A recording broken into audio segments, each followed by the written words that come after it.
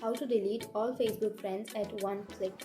So if you want to delete all of your Facebook friends at once, then let's open up the Facebook application and then go for the upper right corner, which has that three bar icon. And here scroll down, and here you will find have an option of find friends. Go for find friends and then go for your friends, and here you will have all of your friends, right?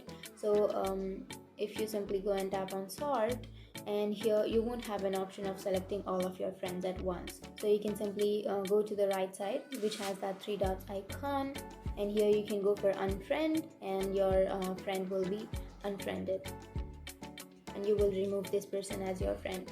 So we don't have an option of unfriending everyone at once, but you can do that individually. And that's it, that's the process. And if you have any questions, feel free to comment below. Thanks for watching.